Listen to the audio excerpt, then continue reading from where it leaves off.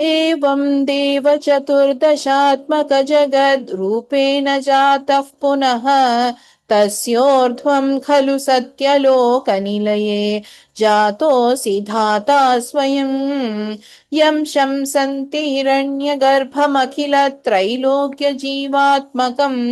यो भूत्स्फीतरजो विकारविकसन् नानासिसृक्षारसः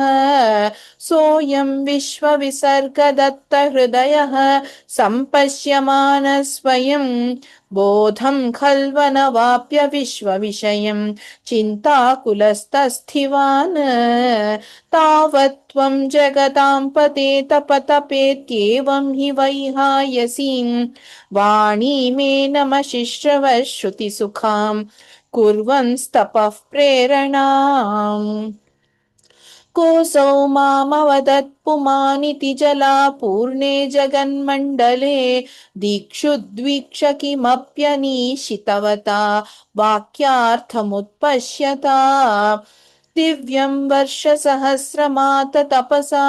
तेन त्वमाराधितः तस्मै दर्शितवानसि स्वनिलयं वैकुण्ठमेकाद्भुतम् माया यत्र कदापि नो विकुरुते भाते जगद्भ्यो बहिः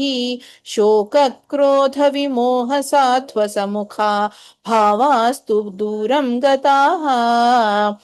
सान्द्रानन्दझरी च यत्र परमज्योति प्रकाशात्मके तत्ते धाम विभावितं विजयते वैकुण्ठरूपं विभो यस्मिन्नाम चतुर्भुजा हरिमणि श्यामावदातद्विषो नानाभूषणरत्नदीपितदिशो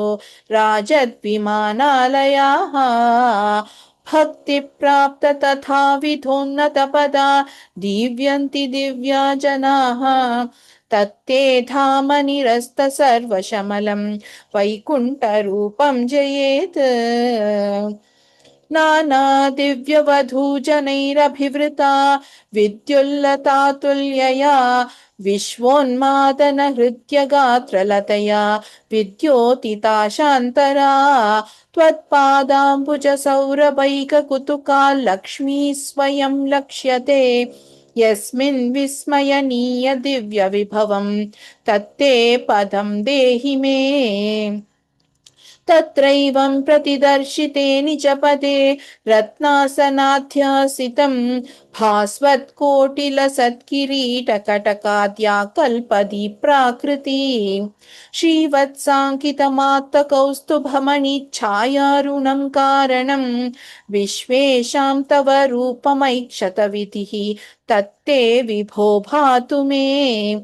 कालाम्भोदकलाय कोमलरुचि चक्रेण चक्रं दिशाम् आवृण्वानमुदारमन्दहसितस्यन्दप्रसन्नाननम् राजत्कम्बुगदारि पङ्कजधर श्रीमद्भुजामण्डलम् स्रष्टुतुष्टिकरं वपुस्तव विभो मद्रोगमुद्वासयेत् दृष्ट्वा सम्भृतसम्भ्रमकमलभूः त्वत्पादपाथोरुहे हर्षावेशवशं वदो निपतितः प्रीत्या कृतार्थी भवन्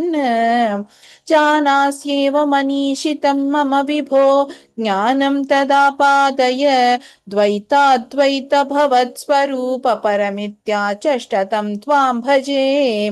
आताम्रे चरणे विनम्रमथतं हस्तेन हस्ते स्पृशन्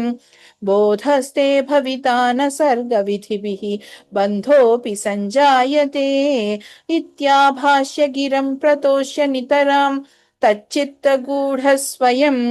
सृष्टौ तं समुदैरयः स भगवन्नुल्लासयोल्लाघताम्